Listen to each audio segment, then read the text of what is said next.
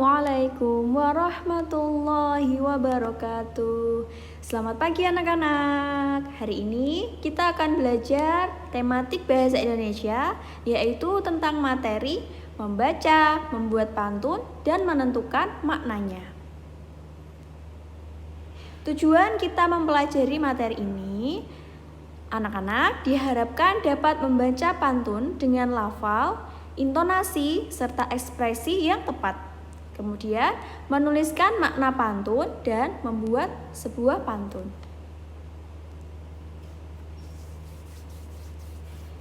Materi ini berkaitan dengan Quran Surah Yunus ayat 57 yang berbunyi sebagai berikut. A'udzu billahi minasyaitonir rajim. Bismillahirrahmanirrahim. Ya ayyuhan nasu qad ja'atkum mau'idatum mir rabbikum wa shifaa'un lima fis suduri wa hudaw wa rahmatul lil mu'minin. Artinya, hai manusia, sesungguhnya telah datang kepadamu pelajaran dari Tuhanmu dan penyembuh bagi penyakit-penyakit yang berada dalam dada dan petunjuk serta rahmat bagi orang-orang yang beriman.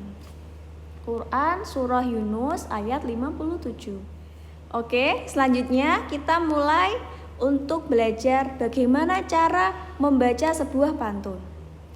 Dalam membaca pantun, ada beberapa hal yang harus kalian perhatikan, diantaranya yaitu pelafalan, kemudian intonasi dan ekspresi.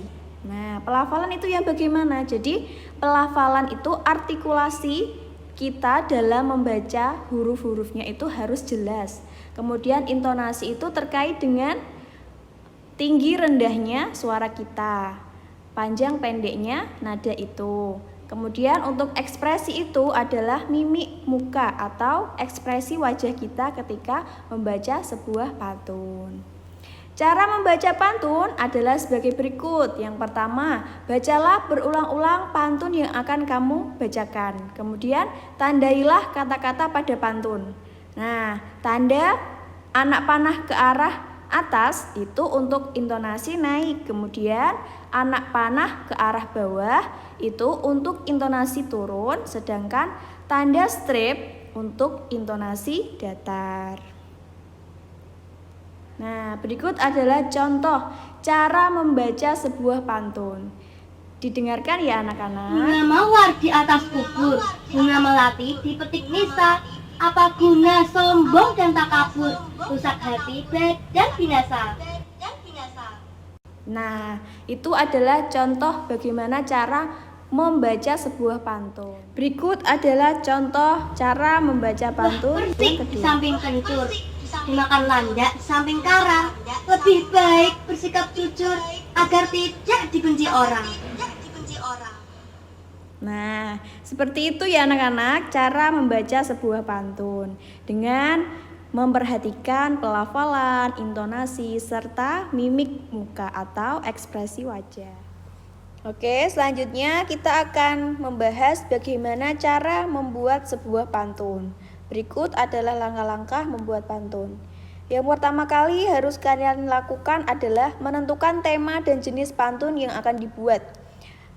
Misalnya, anak-anak ingin membuat sebuah pantun yang temanya tentang hiburan, berarti masuknya jenis jenaka. Kemudian ada yang ingin membuat tentang pantun nasihat juga boleh, agama, teka-teki, kiasan, dan sebagainya. Jadi ditentukan dulu tema yang akan dibuat ya. Kemudian setelah menentukan tema dan jenis pantunnya, anak-anak silakan menuliskan isi pantun terlebih dahulu. Nah, isi pantun ini nantinya diletakkan ke baris yang ketiga ya.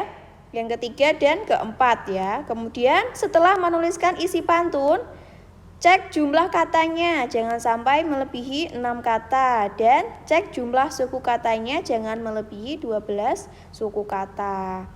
Nah, untuk jumlah katanya itu antara 4 sampai 6 kata, sedangkan jumlah suku katanya 8 sampai 12 suku kata. Cara mengecek suku katanya bagaimana, Bu? Nah, untuk suku katanya itu bisa dicek seperti ini caranya ya. Misalnya di nomor ketiga itu ada kalimat cek jumlah kata. Nah, bagaimana cara menentukan suku katanya? Cek itu berarti 1 ya, 1 suku kata. Jum 2, lah 3, ka 4, ta 5. Berarti ada 5 suku kata. Seperti itu ya anak-anak caranya. Kemudian setelah menentukan jumlah kata dan jumlah suku katanya dirasa pas ya. Kemudian tentukan rima dari baris ketiga dan keempat itu. Nah, untuk rima ini berarti bunyi akhir yang terdapat pada kata yang terakhir. Jadi huruf vokal yang terakhir ya. Jadi untuk yang baris ketiga dan keempat ini berbeda ya, rimanya berbeda. Nah, untuk baris ke-1 itu sama dengan baris ketiga rimanya. Kemudian untuk yang baris kedua sama dengan baris keempat. Setelah ditentukan seperti itu rimanya, kemudian tulislah sampiran yaitu baris ke-1 dan kedua dengan mengikuti rima pada baris ketiga dan keempat. Berikut adalah contohnya. Oke, ke pasar beli sabun buat mandi supaya wangi. Agar paham belajar pantun, bacalah artikel di situs ini. Oke, pertama kali anak-anak harus menentukan dulu jenis pantunnya. Nah, di sini itu pantunnya nasihat karena berisi tentang nasihat ya. Kemudian setelah menentukan jenis pantunnya, anak-anak harus menuliskan isinya. Untuk isinya ini berarti pada baris ketiga dan keempat. Agar paham belajar pantun, bacalah artikel di situs ini. Itu isinya ya. Kemudian setelah ditentukan isinya, sudah ditulis, kemudian dicek jumlah katanya. Untuk baris ketiga itu jumlah katanya berapa ya? Coba kita hitung bersama. Agar 1, paham 2, belajar 3, pantun 4. Nah, berarti tidak melebihi 6 kata dan tidak kurang dari 4 kata ya. 4 sampai 6 kata. Kemudian yang baris keempat, bacalah 1 artikel, 2 di 3 situs, 4 ini 5 ya. Berarti tidak lebih dari 6 dan tidak kurang dari 4 kata. Berarti boleh digunakan. Kemudian dicek juga jumlah suku katanya. Suku katanya yang bisa dipakai itu 8 sampai 12 suku kata. Coba kita cek.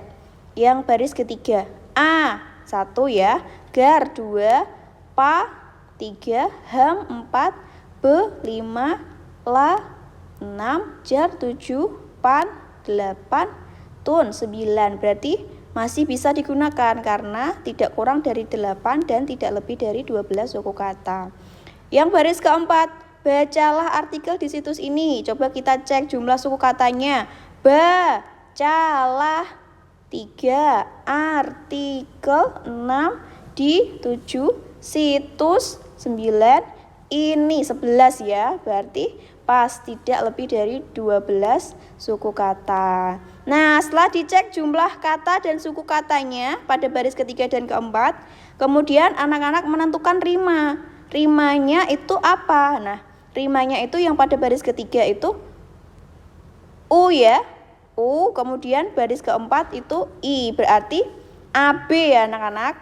Kemudian setelah ditentukan rimanya AB, berarti anak-anak harus menuliskan sampiran. Nah, sampiran itu yang baris ke 1 dan 2. Ke pasar beli sabun buat mandi supaya wangi. Nah, baris pertama itu harus sama rimanya dengan baris ketiga. Nah, baris ketiga kan tadi rimanya U ya. U berarti baris pertama juga harus U. Kemudian yang baris kedua I, baris keempat juga I. Jadi rimanya itu ABAB. Nah, seperti itu ya anak-anak cara membuatnya. Setelah itu kita belajar bagaimana cara menentukan makna dalam pantun. Bagaimana langkah-langkahnya Bu? Yang pertama, bacalah baris ketiga dan keempat secara mendalam. Jadi dibaca terus ya, dibaca secara mendalam. Nah, ini kira-kira maknanya apa? Karena larik tersebut adalah bagian isi yang terkandung dalam sebuah pantun. Kemudian baca juga sampirannya. Terkadang ada hubungannya dengan untaian makna pantun. Nah, berikut contohnya. Kuda perang berpacu kencang, kuda beban jalan perlahan. Maafkan aku berteriak lantang, mohon maaf segala kesalahan. Bermakna mengenai seseorang yang meminta maaf karena sudah berteriak lantang ya. Pada baris ketiga dan keempat itu, maafkan aku berteriak lantang, mohon maaf segala kesalahan. Berarti pantun ini bercerita mengenai seseorang yang meminta maaf karena sudah berteriak dengan lantang. Yang kedua, berburu ke padang datar, dapat rusa belang kaki, berguru ke palang ajar, bagai bunga kembang tak jadi. Nah, pantun ini bermakna jika melakukan sesuatu tidak dengan sungguh-sungguh, maka hasilnya tidak akan memuaskan. Pada baris ketiga, berguru ke palang ajar, jika melakukan sesuatu tidak dengan sungguh-sungguh, bagai bunga kembang tak jadi, maka hasilnya tidak akan memuaskan. Nah, untuk contoh pantun yang kedua ini merupakan pantun kiasan ya anak-anak. Jadi bukan bermakna yang sebenarnya. Nah, sekian materi pada hari ini nggih. Apabila ada pertanyaan bisa ditanyakan kepada bu guru masing-masing. Semoga bermanfaat. Assalamualaikum warahmatullahi wabarakatuh.